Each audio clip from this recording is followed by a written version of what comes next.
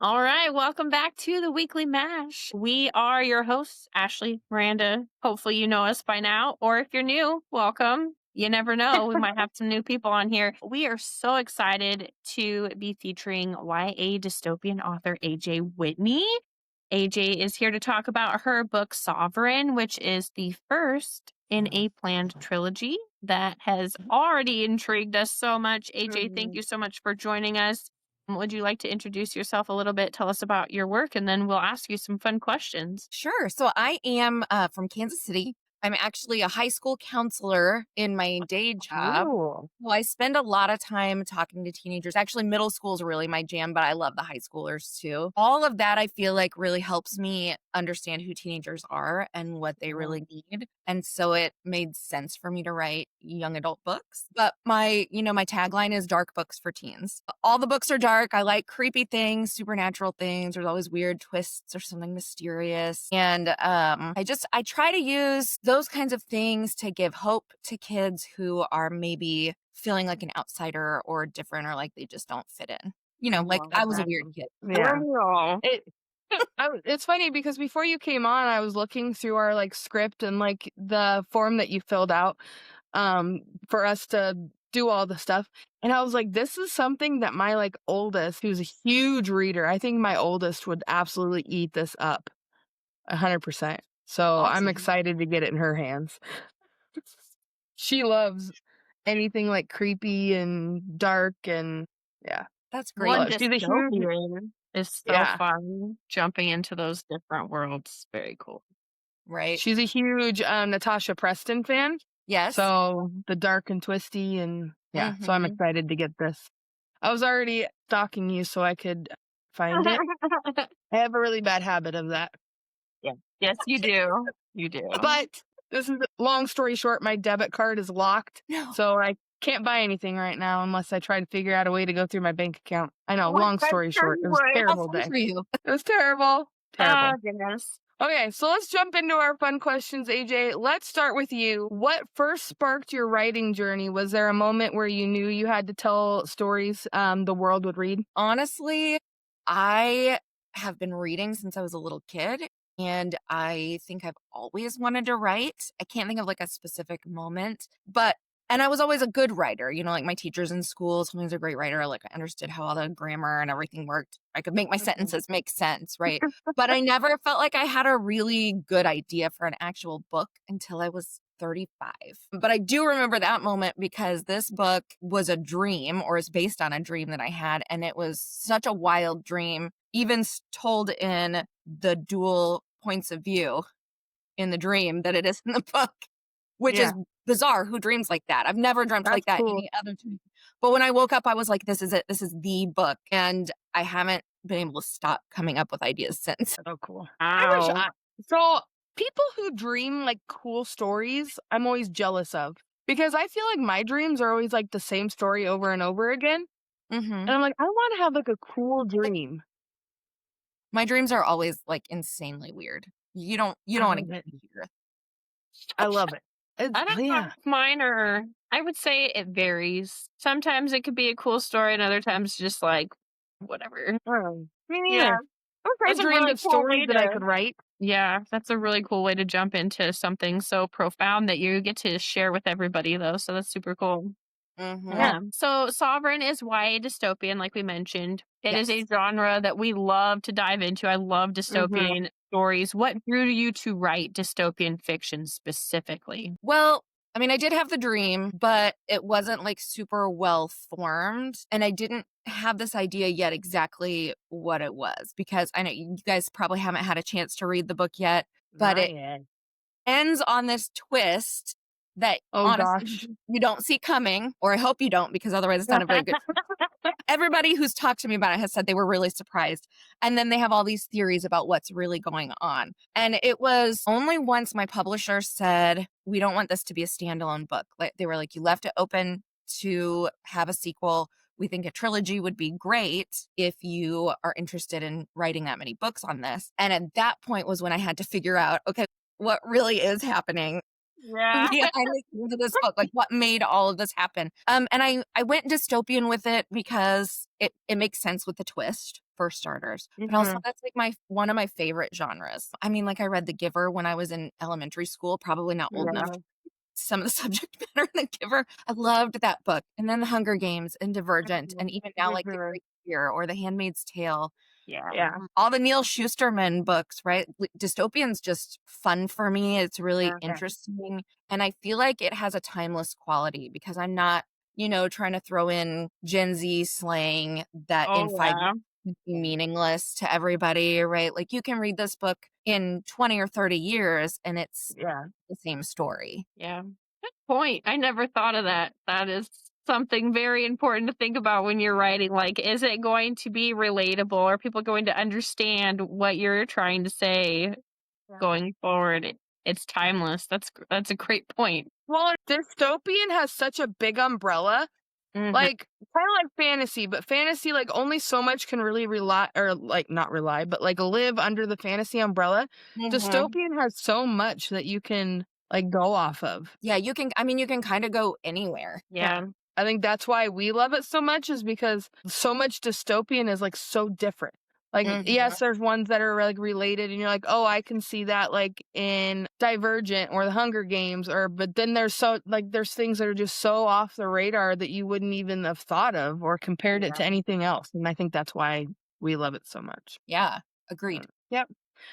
So we kind of talked a little bit about how you've been a writer pretty much your whole life. Do you remember the first story you ever wrote, even if it never made it past like the notebook or the computer file? I don't know that I remember like the first story I put on paper, but this is embarrassing. I don't know if I should tell this story publicly. When I was a kid, I had like probably literally hundreds of imaginary friends. We lived out in the country, and so I didn't have like next door neighbors to go play with. Mm-hmm. Yep. My brother and I, as siblings often do, hated each other at least 50% Mm-hmm. of the time. So I would go and like play in the woods by myself. I had all the Yep. imaginary friends, but there were like these complex stories that I would tell Yeah. to explain the imaginary friends. So there was this would be the first story I remember myself coming up with. And it was kind of elaborate about how I was an alien from Mars. And my mom from Mars, her name was Carmelie. I don't know how I came up with that. For some reason, wasn't able to take good care of me herself. And so she brought me to Earth. And literally, the explanation was that because of the difference in the atmosphere on Earth, when she came to Earth, she shrunk down so tiny that you couldn't even see her. And she flew her spaceship into my mom's belly button. Put me in my mom's belly where I could grow into a human child and have an Earth family to take care of me. But she would come back and she would visit me. And I used to draw pictures of all my cousins from the different planets. So this like massive family Martian Yeah. family. I love it. That's a great imagination. I love that. It was a little We bit were wild. boring. We had the Well, same imaginary friend. yeah. We were like, oh, Have you that guys was been friends yours. like It's going since to be you were mine too. little? Yeah. She didn't do anything fun like go into our mom's belly button and grow us or No, anything. though. not at all. She was like, oh, we got to buckle her into the car in between the two of us. Yeah. Don't sit on We her. fought over her. I felt like I must have seen like my mom's pregnancy pictures or something, and Yeah. I had to have an explanation for how I grew in her belly but was still a Martian. Right. I love Yeah. it. I mean, the most That's so imaginative cool. kids become the best storytellers. So, I hope yeah, so. That's why I will never be an author. whatever. I feel like I could write a series of children's books about that, Oh, but yeah. should. not really where my heart is. Yeah. Maybe Well, someday. If you want to If switch you ever need directions. like a test subject, let me know. Okay. You There you go. There you go. Oh, goodness. Okay, so for listeners who haven't met Orphan Number 332 yet, can you give us your own back of the book pitch for Sovereign? Yes. So this is what I always tell people is that this book and actually this trilogy follows 13-year-old orphan number 332 who was raised to be sacrificed. But when her village stops believing in their mysterious gods, will she finally have a real life or will the sovereign take their revenge? I know. I was just thinking the same thing. Yes. Dang. That's So like good. perfect. Yeah, and the inflection in your voice was so good too. It was like I know. that was like a good ad. Just put some stuff in the background and you're good. You got it. You should be your own narrator too. Right? Yeah. Love it. People ask me all the time, they're like, well, why don't you just record your own audiobook? I don't like, you have to have a I soundproof know. room and equipment. Right. Nobody wants to hear my dog bark in the middle of chapter I know. 4, I think. My husband was saying that the other day because my husband listens to like only audiobooks. He doesn't read physical books or anything. And he's like, I should be a narrator. And I'm like, bro, no. And he's like, why? I'm like, number one, your voice, no. Like, I love you, but your voice, no. And number two, we live in a multi-generational home where with 3 kids, 4 dogs, a cat, and a whole bunch of people upstairs. Like, it ain't A lot happening. of potential for interruption there. Yeah. Right? You need to build a shed like way out yonder if that's going to be the case. Yep. Out with the goats or something. Oh my gosh. Yeah. That's Yep. hilarious. Oh, too Yeah, funny. Miranda, so if you ever hear Brian doing a audiobook, just remember, there's probably a shed in the back of the property somewhere. He's got his chest all puffed out. Oh my gosh. Yeah. One day in 1902. And I hope we hear the goats in the background. Yeah. Right? Yeah. 4-wheelers driving by, couple tractors on. Yeah. The Screaming planes kids going 'cause to you the can hear Air them. Force Base. Yeah. The Air Force Base. We're good. So as you just gave us in your pitch, your main character was raised to be sacrificed. I think that's where I got my goose pimples to start with. Such a powerful, high-stakes starting point. What inspired that premise? The wild dream that I had. I mean, so in this dream, 332 was younger. She's 13 in the book, but she was a much younger kid in the dream. And I didn't feel like the subject matter would be appropriate for kids that age to read. So I aged her up a little bit.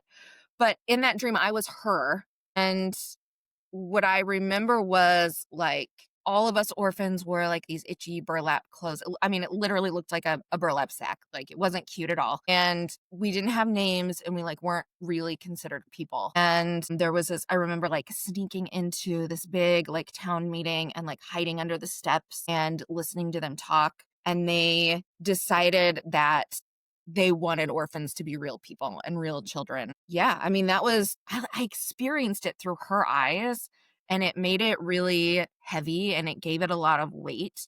But it was this whole experience of being completely dehumanized, just stripped of your personhood completely.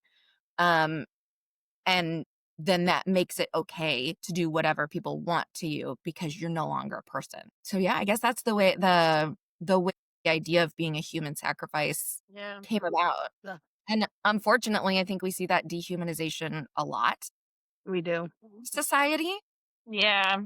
for a lot of different kinds of groups, right? But Mhm. writing it as the person experiencing it, and it's not one of the groups that we're accustomed to seeing that happen with. Yeah. My hope is that that will build some empathy within readers and help them to understand what it might be like to be seen as less than human. I love it already. Isn't it goosebumps? Oh my I goodness. know. Too bad my debit Okay. card's locked right now. Right? I know. Me, I'm like, I wonder if this could actually get my 13-year-old into enjoying reading because I feel like it would be like right up her alley. Yeah. So dystopian books often highlight resilience and question authority. Were there specific themes or real world parallels other than what you just mentioned that you wanted to explore through Sovereign? You know, I feel like as I was writing this first book of the series, I wasn't being deliberate about what themes I put in there. I almost feel like, and I explain this a little bit in the acknowledgments, though I never go flip through somebody else's acknowledgments in the back of their book. But I think I was maybe exploring through, unconsciously exploring through some childhood trauma, some religious trauma. And it was really, what's the word? It was really cathartic Mm-hmm. to write all of this. And I feel like in some ways I was one of the orphans. I mean, I grew up with a family, but a lot of my personal experiences came out through this. It's sort of an allegory for my childhood, and for the way you feel as a child experiencing trauma. You're somebody else's property. You don't have your own agency. And so that's really, once I finished writing it, before it came out, I went through and I made a teaching guide for teachers to download from my website. And that's free. I want teachers to be able to have lessons, but only trying to write lessons for the book did I actually realize my gosh, I said a lot of things I didn't think about the fact that I was saying as I was writing it. Right. And the major thing, there is, of course, that dehumanization, and that's really important. And a lot of the themes center around that. But for this book specifically, to me, it centers around the way we treat children and teenagers. Like I said, a lot of times we kind of treat kids like property. I'm a school counselor. I've worked in elementary, middle, and high school. And I've had this experience both with parents and with teachers who are like, essentially the attitude is, this kid is the problem and I need you to fix them. Or this kid is my thing. They belong to me and you're going to fix them for me. Well, kids are not a problem to be solved. No. They're human beings. And we struggle sometimes. I think all of us do as adults. One, we struggle with forgetting what it was really like, what it really felt like to be treated any certain way by adults because it's been so long. Also struggle with just treating kids like human beings. Like once you hit your 18th birthday, there's not really any huge difference between the last day of 17 and the first day of 18. Yeah. So why do I suddenly treat you like you're more important once you hit that birthday? And so that's really the big theme of Sovereign. The first book is kids are people too, and we need to treat them that way. Well, coming from 2 teachers, we totally 100% agree. Yes. Yeah. Definitely. We see it all day long. And you're 100% right. Yeah. Yeah. We got 2 people on your side on this. I mean, those attitudes just hurt kids, and people don't realize that that's what they're doing. I mean, I think the majority of adults have good intentions in the way they approach their children, but they don't realize the damage that they're doing sometimes. I agree. A lot of that is societal too, because it's just the way that our world works, and we don't realize that we're doing something wrong or something that could be hurtful because it's just the way it is. So it's Right. nice to have that insight to be able to bring that to the forefront, especially with you having like the teacher guides and things like that. I think that's amazing. And I mean, we used to, like, our society is coming from this more old-fashioned viewpoint of respect means shut up and listen and do what I say. Yeah. Whereas respect means something very different in 2025. It is Right. not just uncompromising obedience. Yeah. No, Respect is it's true. treating people like people that matter. Yeah. Parents have to treat their kids that way if they want their kids to treat them that way. I've done a lot of like book studies and stuff at school because of the curriculum and like the stuff that we use at school. And it's crazy to me how much I've transferred that into like my actual children. So now like my kids can be in a full out brawl. And I'll go in there to try to break them up. And I'm like, and old me, I'd be in there like bickering at them, telling them both to shut up, telling them to go to their rooms. And if they talk back, like, I'm the parent, you need to listen to me. When I say jump, you jump. But now it's like, okay, let's have a conversation. And then when they start yelling at me, I'm like, hey, I'm trying to be the mediator.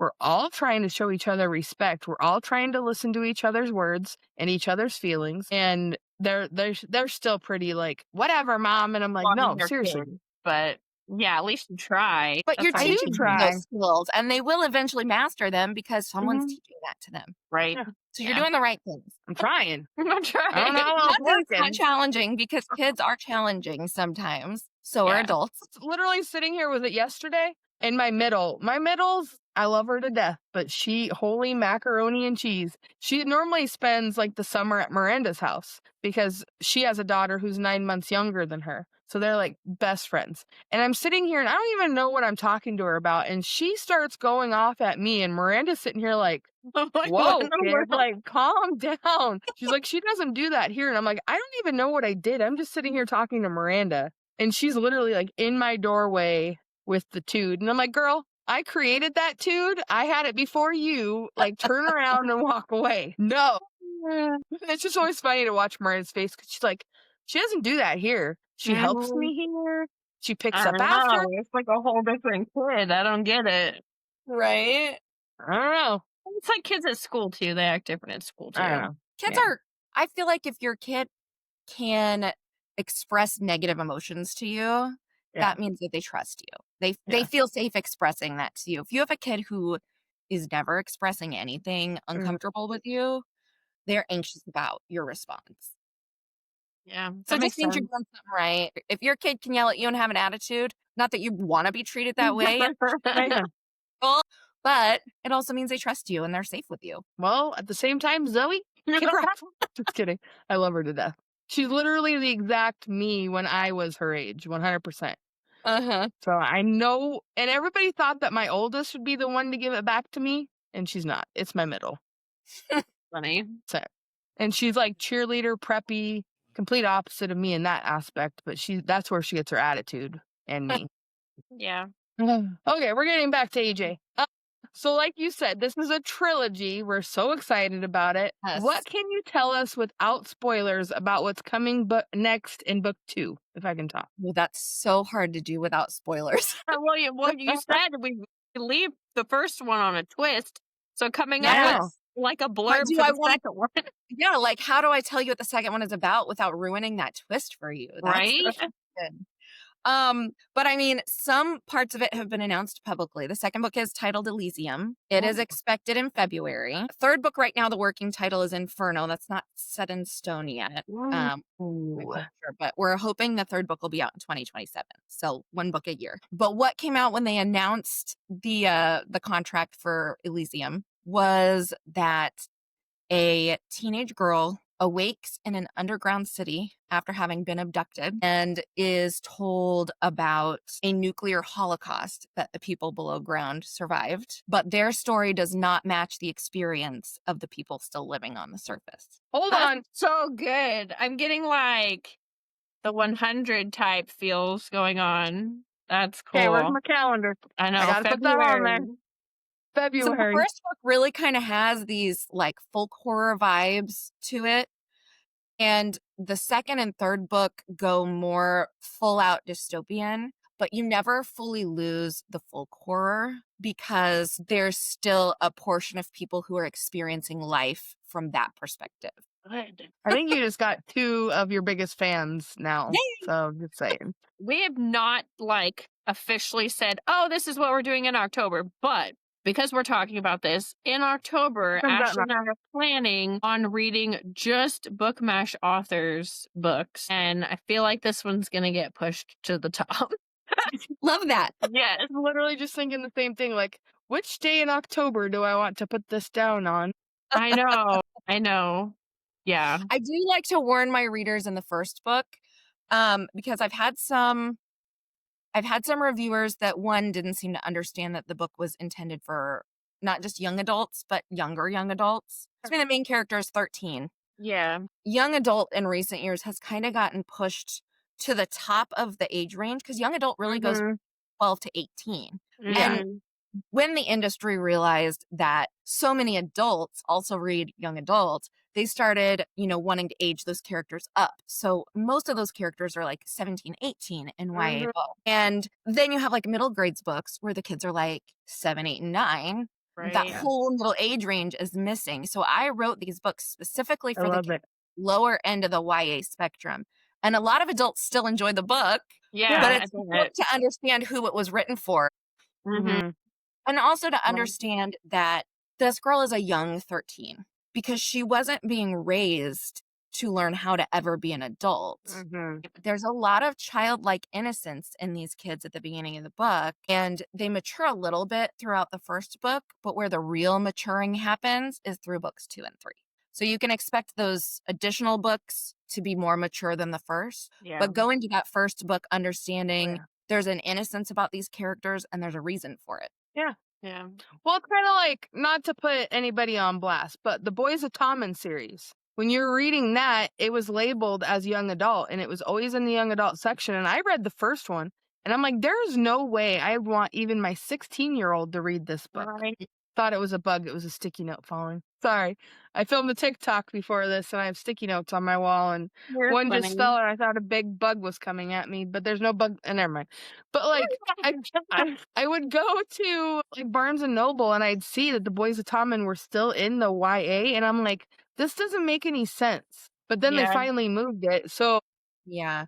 There are a lot of authors that originally got branded as YA that have moved into new adult, but then parents and kids don't understand and they end up reading really inappropriate content. My books don't contain any of that. So This first book, Sovereign, there's no swearing. There's no adult, spiciness. You Yeah. get what I mean? Yeah. There is violence, though. I mean, it's dystopian, so be prepared for that. As the characters mature, they do start to use some more typical teenage language, Well, yeah. but it's not over the top. And even Yeah. the violence, I don't describe in like gory detail because I don't feel like it's necessary for the story, for starters, and it's not appropriate for the audience I'm writing Yeah, for. that's refreshing because like Ashley said, I've seen people that have been online and they're like, I just saw Fourth Wing in the YA section, and I'm like, that is definitely not a YA book. Why is that in Yeah. the YA Like, I Oh, yeah. want my kids to be able to go into a YA section. Like, if my daughter's 13, she should be able to go and find a book that's appropriate for her in the YA book Oh, section. yeah. You know I what mean, I I mean? do book signings like every other weekend, pretty much. And I was at one yesterday and we had like a 13-year-old girl say, "Oh, I'm reading Fourth Wing right now." And we're like, "Oh, does your mom know what's Okay. it's not it's not my place." But I Right. do worry about when she gets to those parts of the book. Well, Miranda, you were just asking me about a book the other day, weren't you? For your oldest? And you're like, do Yeah. you think she could do that? I was looking at Miranda Dietz's books. Oh, yeah. And she was like, I wonder, because we hadn't We read it interviewed yet. her. Yeah. And it was the same thing. It's like, well, It's just hard it's to young. know Yeah. without actually asking the author, like, what do you have Right. in here? Right. So, yeah. I agree. But we can do that now. That's right. Yeah. Okay, let's take a look at some of your creative process. So every author has their quirks. Are you a plotter with color-coded outlines or more of a let's see where this takes me type of writer? I call myself a plotzer. I I don't love fully it. plot. I don't fully pants, but I'm somewhere in the middle. So when I first started writing Sovereign, I've written, 3 other books since then. They're just not published yet. So I wrote Sovereign like back in 2020. So when I first wrote this book, I just tried to just write it. Like I had written down taken notes on the dream that I had to know what things I wanted to put in the story. But when I started to write it, it just felt like garbage. Like I can't tell you how many times I'd write a page and then delete the document. That's how Yeah. I'd always felt trying to write fiction growing up. Like I just never had the right idea. I didn't have a firm grasp on it. But one day I was just like, you know what? I need to sit down and figure out what's really going to go in this story, what's going to make it a story, and what order it's going to go in. And so I I wrote down essentially a basic outline, and it ended up just being my chapter titles. And then as I would come to a chapter, I would start to put, like write down details that I thought would be in it. I've become much more of an outliner since then. My outlines get pretty specific, but I don't always follow them. Yeah. Yeah. As I'm writing the story, like something makes sense that I hadn't thought of before, and we just go in a different direction. Sometimes I write the whole book and then I have to go back and do extensive rewrites because I'm like, I don't actually like that idea that I had, and that Yeah. changed a whole lot of plot points. I did that with Elise. I had done like a series of letters as chapters in the book, and then I was like, actually, these suck. So I deleted them all. I probably should have saved them because they would have been fun, like email newsletter content. I didn't know what I was doing yet. I love letters in books or like text messages. For Yeah. some reason, I love those in books. I was I trying to mean, do a time jump and do a series of letters that helped get you through the time jump, but then I still felt like it skipped too much. And I was like, we're just not going to do as big of a leap. Like they're not going to get as old in one book as I thought they would. And I like it better the way it turned out. If you're using Google Docs, you could go back in the version history and try to find it. I could, but with all the like AI training stuff that's out Yeah. there with books, I actually Yeah. switched to Scrivener. Ooh. And I love Scrivener because it will let you write, you can write chapters. Each chapter is like a separate document inside a big folder, sort of. I think they call it a binder. So it's like having tabs in a binder with file folders in them, and you Oh. can drag and drop them to anywhere. So in Oh, that's cool. Sovereign, we have Orphan 332's story, but we also have a separate POV where we have the mysterious gray-haired woman's story. And you kind of spend the gray-haired woman, she's in her 60s-ish, and she is about 1/3 of the book. And you spend your time in the book trying to figure out how these two storylines are connected because they Yeah. feel very separate, but they kind of start to come closer to each other the more you read and you figure it out. But what I I didn't like love was it. that I originally wrote them in one specific order. And actually, I originally wrote like the gray-haired woman's story first, and then I wrote the orphan's story second. But then I had like a document where all these chapters were on top, all these chapters were on the bottom, and I had to like cut a chapter and paste it somewhere else. And it was a really big.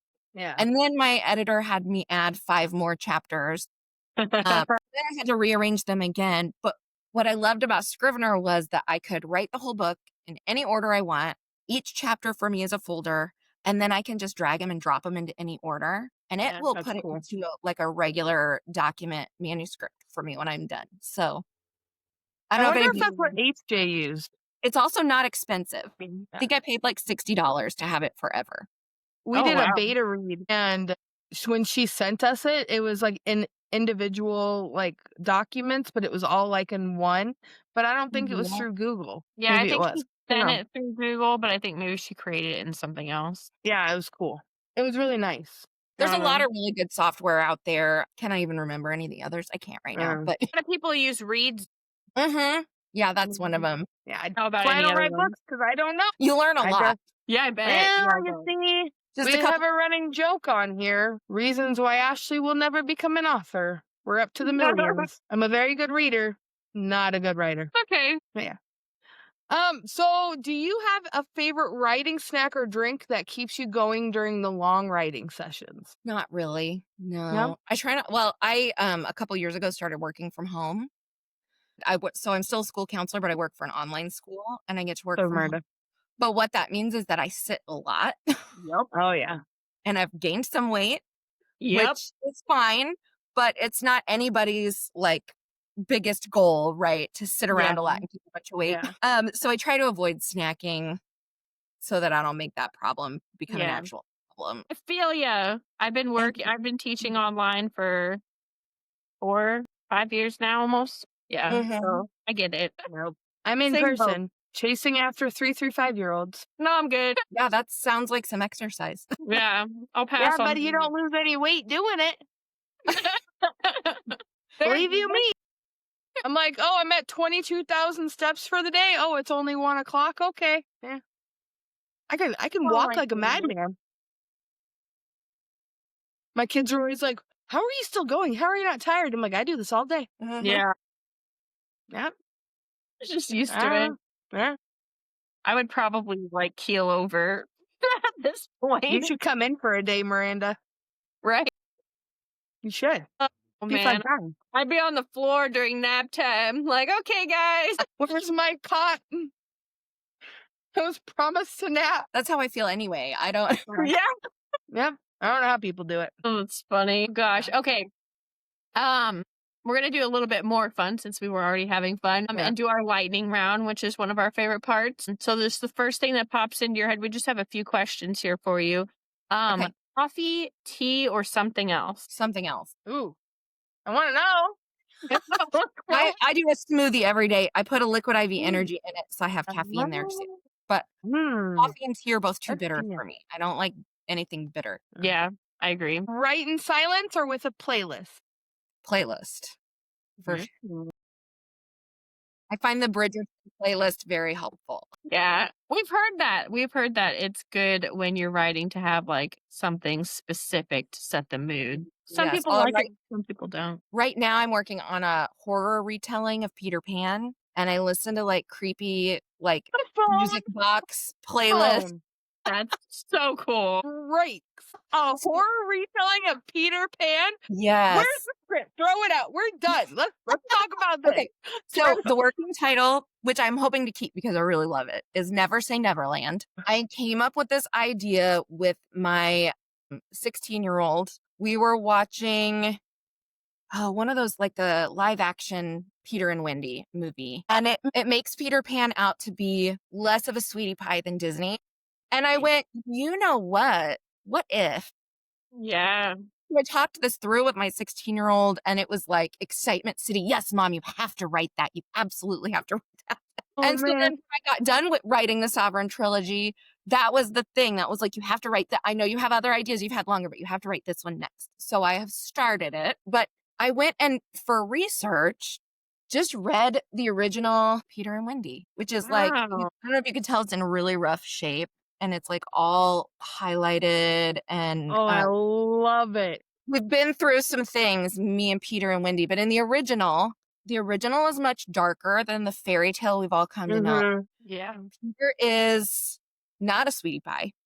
He's a little boy, but he's a little boy who has lived presumably for many decades without the influence of loving parents or any loving adults in his life. And all three of us as educators, I'm sure, have a sense of what it's like when a child grows up without adult love in their lives. Right. Mhm. And can you imagine if their brain never developed into adulthood and they just stayed in that trauma cycle forever? So he is very much that person in this book. And he's a Yeah. narcissistic sociopath. There's a spot in here where it talks about like some days he just forgets to feed everybody in Neverland. He just forgets to feed them and he makes them pretend there's food instead. To get into their house that's underground, they each have like this specific hollow tree trunk they fit in and they like squirm their way down into it and they squirm their way back up to get out. But if you don't fit your tree trunk, Peter makes adjustments to your body to make you fit. Dang! In the original book, you guys, there's a spot that suggests that when there are too many lost boys, he thins them out.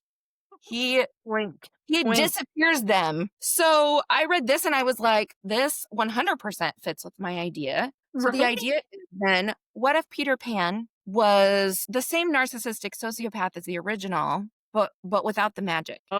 He is instead collecting what the newspapers have deemed London's lost boys in order to spare them from the pain of growing up with any parent he deems abusive. Boy, howdy. And he accidentally ends up with Wendy, who he doesn't realize that John and Michael have an older sister. He accidentally ends up with Wendy and takes her too. And she is hallucinating Neverland as a coping mechanism Oh my gosh. to deal with the trauma of having been abducted and she's held captive waiting for someone to find her and rescue her. Hey. If I had my debit card that's turned off right now, I'd be waving it in front of you like, please just take my money. It's not even done yet. Right? Okay, you have to promise to come back on for Yes. all of your All other of them. projects. I'm on board with that. All of them. Yes. Yes. Oh, I'm like It's mind how I'm blown having right this now. book right now. I posted a video about it last week. Is that I'm writing this book and I'm like, you can make this so dark. Mm-hmm. Yeah. And I'm like, I'm actually sitting here. I'm listening. I listen to like the creepy playlist. Like when I'm writing a book, I'll change like the background on my phone to match like the aura of the book. And so I'm like, I have the creepy. Sometimes I get distracted, and so I turn out the lights and I'll type in the dark. But then I have the creepy music on, and I'm writing like this super dark book, and I'm like, I can't write this anymore. I'm just getting sad. Yeah. I can imagine. So I Holy need to add like moly. some relief so or something excited in right now. there. It can't all be that dark, or no one's gonna be able to read it. Okay, Ashley will be able to read Right, it. yeah, she'll be fine. I mean, actually, I read really dark books, which I think is why I enjoy reading them. So I think that's why I enjoy Yeah. writing too. But I'm like, how much is too much in a young adult novel? I don't want to overdo it. I don't want to like Yeah. A good trigger actually warning list on traumatize there. children. I don't want to do that. Right? And smoldering. I Right think I for messed up your Ashley. lightning round. It was less lightning. It was worth it. It's fine. It's It fine. was worth it. Okay. Oh no! Well, Oh, let's ease back Ooh. into the maybe lightning round. What is a book that you've read that completely wrecked you in the best way? I think of two books first. The Divergent series I loved, but the end of that series, like I'm still heartbroken. And it has Yeah. been, what, a decade since those books came out? Mhm. Right? Yeah. And then the other I just read last year, not Allie Hazelwood. Where did that name come from? Because that's not right at all. Don't Let the Forest In. C.L. Drews. Oh, I don't think I've read that one. It's a young adult, like sort of horror, sort of dark academia. There's definitely magic and it's got a twist ending. And I devoured that book and I was like, I don't just want to read it again. I have to read it again. Yeah. So highly recommend. Love that book so much. It was so Now I'm good. gonna have to go get it. I was like, I can only be half the author she is. And I think that was her debut too. Wow. Which means when her next book comes out next month, I'm all over that. Yeah, I bet. Yeah. I have that same feeling right now. Just saying. Right? Yeah, exactly. Yes. Man, you had us like on the hook for 3, and now you're like, okay, now you get a lifetime. Here you go. Right? That's Yeah. right. If Sovereign were turned into a movie tomorrow, who would your dream cast as Orphan Number 332 be? I'm not going to be able to think of her name. Okay. You know the show Georgia and Ginny on Yes. Netflix? The girl that plays Ginny. Okay. But I don't know can't the think of them actress's right now name. either, but I know I don't exactly know. what you're talking about. Yeah. Maybe I you can can actually like, picture that, we even can though I haven't read it. figure it out later and you can like throw it up on the screen. This is the actress. Miranda's got you. I don't Yeah. actually know her name. Yeah. She I'll do always that. does it. Yeah, we're good. Yep. Yeah. Okay, so let's talk about community really quick. Like, you're active on TikTok, Instagram, and even on YouTube. What has been your favorite way to connect with readers so far? Actually, as weird as it sounds, email. Okay. Ooh. When I first started, I knew I should have like a newsletter. I didn't know what in the world I was supposed to do with it. So it was just like, if I had news, I'd send out an email. And then I was like, I really should do something every month, I guess. Like, try to be consistent. But it was like super boring stuff. I now send out an email every single week, usually Wednesday mornings. I'm trying to find like the best time. I haven't quite got that figured out. But somewhere in the middle of the week, I send out an email. And it's usually just like a short little note to my readers. I like to send out free things. Like this week on Wednesday, I'm sending out a drawing that one of the characters does in the book.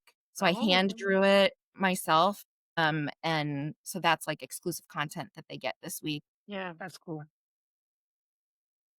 But yeah, what's great about email is anytime you subscribe for my email, you get like the auto replies that come through, and I've set those up very specifically. But in those emails, I make sure to tell everybody, if you reply to my email, I will talk to you.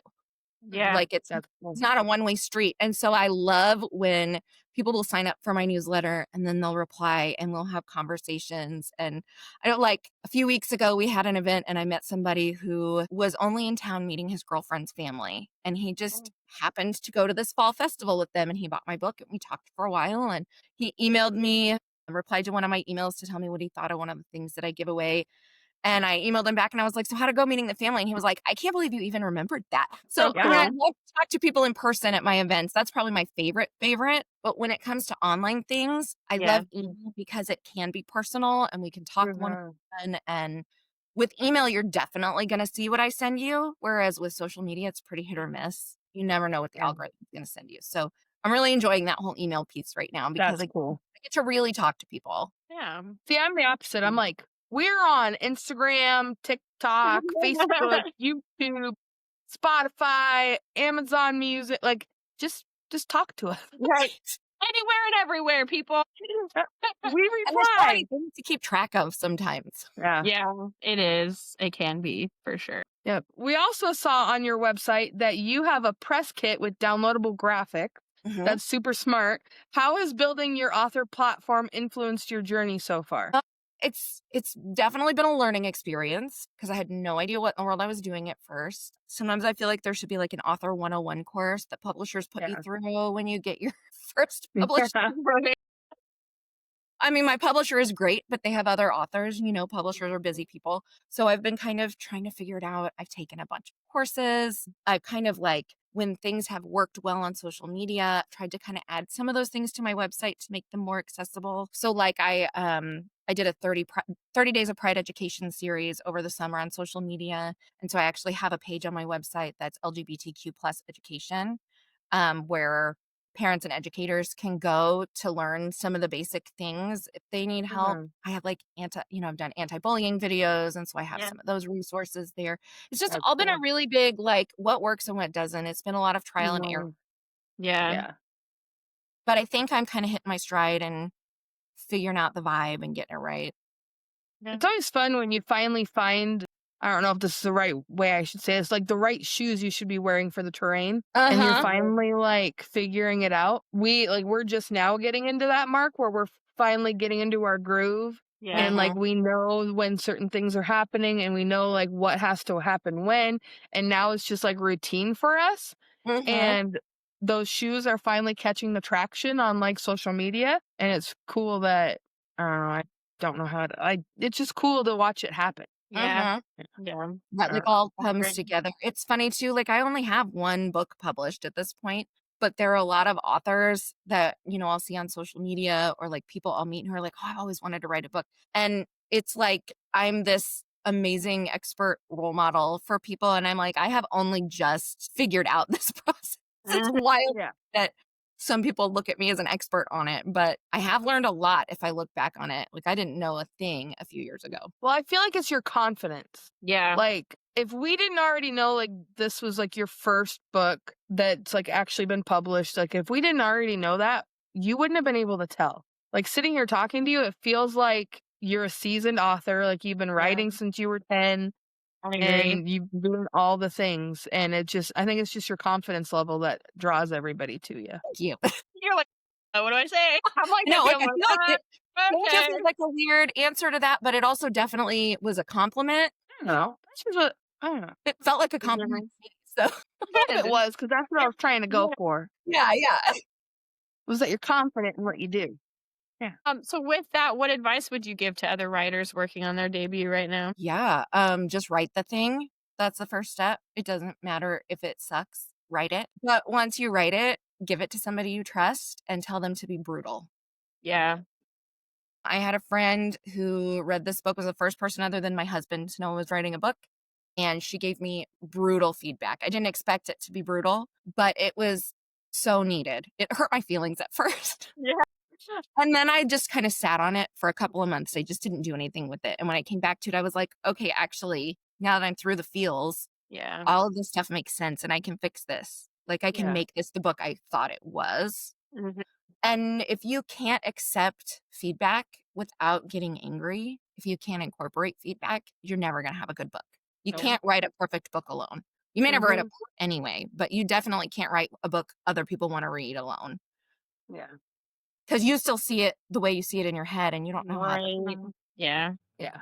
I Good agree. advice. Good advice. I think so too. Just put it on a t-shirt. Write the darn thing.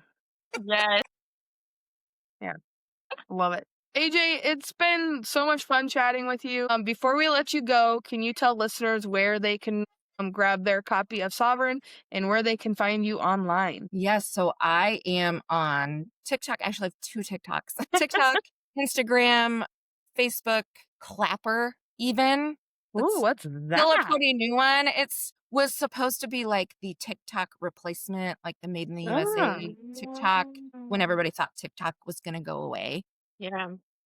What else? I'm on Threads and kind of everywhere. I'm on YouTube. My books are anywhere online that sells books. So we're talking Barnes & Noble, Books A Million, Waterstones in the UK, Cool. even Walmart. Oh, there's one in Australia that I can't remember the name of. It's for sale in Australia. It's for sale pretty much anywhere. You also can go to my website and order signed copies online. They cost a little bit more, but that's, it's a signed copy. Right. It Yeah. also Helps deserves that offset some extra. of the costs Mhm. so that I can actually still make a little bit of money on selling books. You the deserve goal- that extra if you sign it. Yeah. We went to a big like meet cute market is what they called it. And they kept asking me if I wanted it signed, and I'm like, please? Like, I'll Right. pay more for it being signed. I just want it signed. I'll pay the extra money. Mm-hmm. Give me all the signatures. Right. Guys, we will tag AJ below on every platform that we can find her on. It's been an amazing time, AJ. We can't wait to get our hands on all of your books. As you guys can see from our goosebumps and our excited faces, that Miranda's probably going to make the clip for this. Until next time, you guys, keep on mashing those books, and we'll see you on the next one.